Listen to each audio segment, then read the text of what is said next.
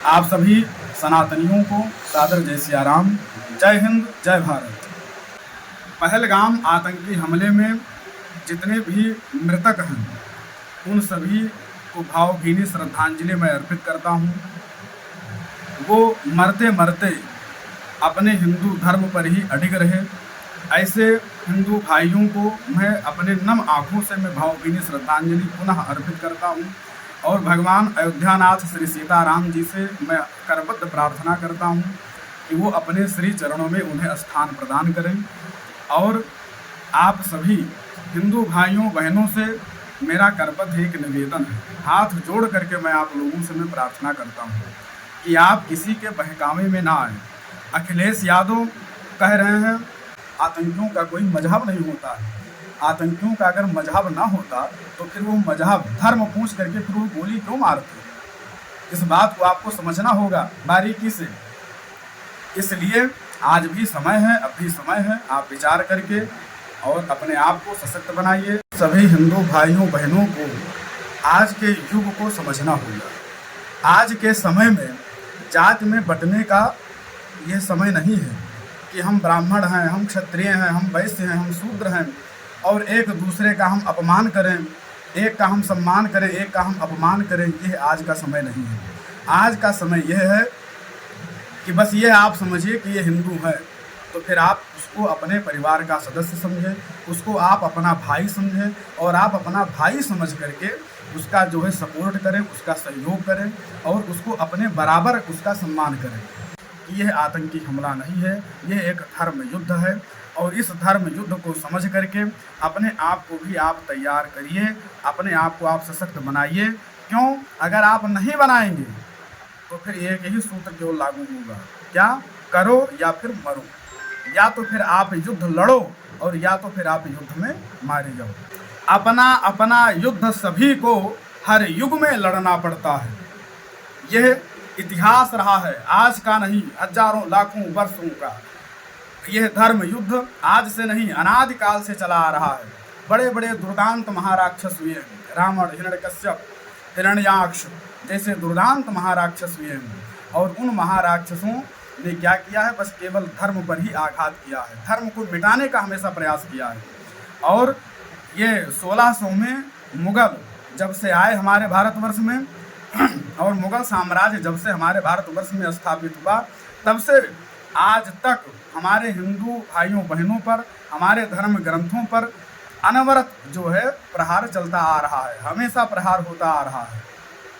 तो अब समय आ गया है और आज इस युग की मांग है कि आप सभी लोग अपने विचार पूर्वक अपने वंश की वृद्धि करें और धर्म योद्धा बने और धर्म युद्ध समझ करके अपने आप को अपने इस धर्म युद्ध में अपनी सहभागिता जतावें। यही हमारा आप लोगों से निवेदन है। और हमारे कहने का मतलब यह है कि जैसी आपकी शिक्षा होगी वैसे ही आपके भीतर विचार उत्पन्न होगा और जैसा आपका विचार होगा वैसे आपका कर्म होगा, जैसे आपका कर्म होगा उसी कर्म के अनुसार आपका परिणाम होगा।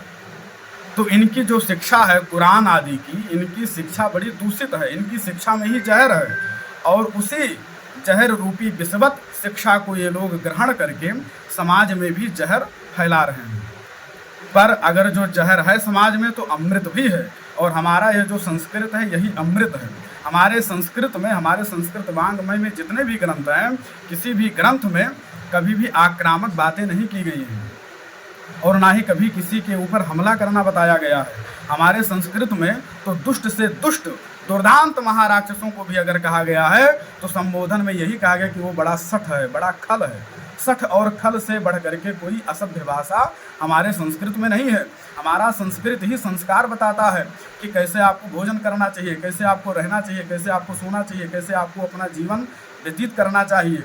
यहाँ तक कि भोजन करते समय कोई चप्पल वहाँ पर ना रहे, चप्पल कोई पहन करके ना आए जाए, वस्त्र पहन करके हम भोजन ना करें। ये सब संस्कार, माता पिता का सम्मान, ये हमारा संस्कृत ही सिखाता है। माता पिता का सम्मान करना चाहिए, मेरा संस्कृत ही बताता है। तो इसलिए हमारी संस्कृत सर्वोपरि है। हमारी संस्कृत मतलब संस्कार, वंश का विस्तार करिए। क्यों?